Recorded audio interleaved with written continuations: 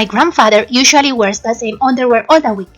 I don't know why I mentioned this, but I already did it. Since my ancestors are from Italy, we decided it was time to visit our hometown. We flew from Austria to Italy. I was sitting next to a guy who was very anxious.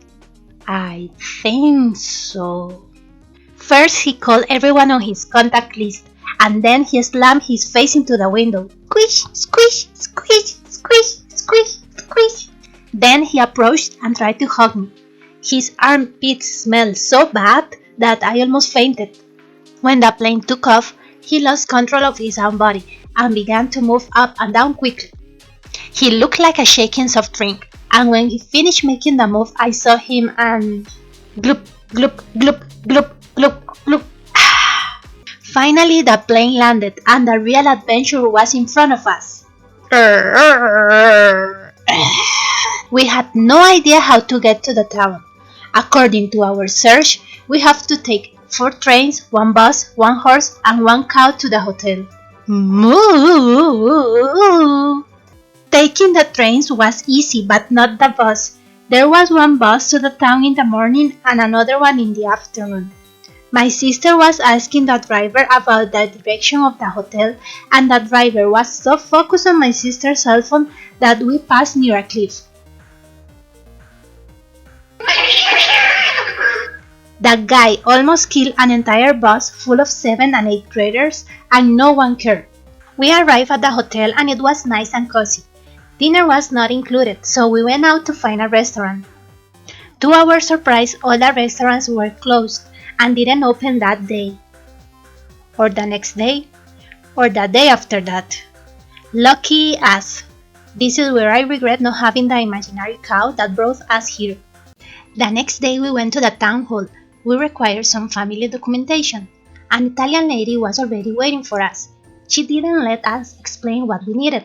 She just asked a couple of questions and boom! She found all the papers. She started asking very specific questions about our country and about my sister's life in Europe. As soon as we heard it, we got frozen. How was that possible? How did she know? We never said where we are from. Excuse me, powerful old lady, have you been waiting for us all these years? Did you already know the exact day and time we were going to arrive? What will Mom get me for Christmas this year?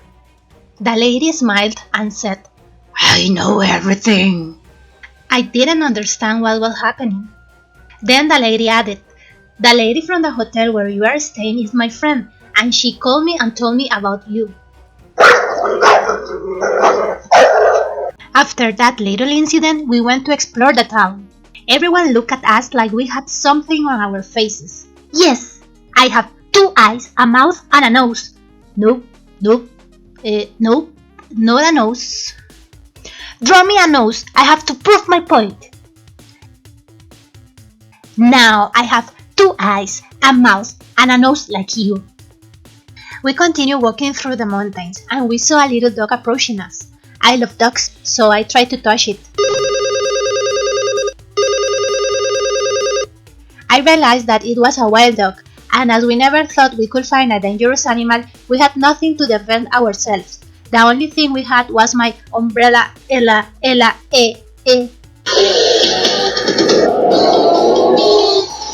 On the way, we didn't find any more animals, but we heard a creepy sound coming from the forest.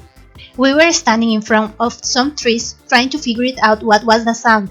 The noise was getting louder, and the plants began to move. Suddenly, we saw a man running toward us, screaming and holding a lance. As soon as we saw him, we started to running and asking for help. When we arrived at the town, we looked back again, but we no longer saw the man. We told them what happened in the forest, but they said that they hadn't heard anything about a dangerous man. We are still wondering if the people of the town were playing a prank on us or if what happened was real. In conclusion, don't go into the woods alone.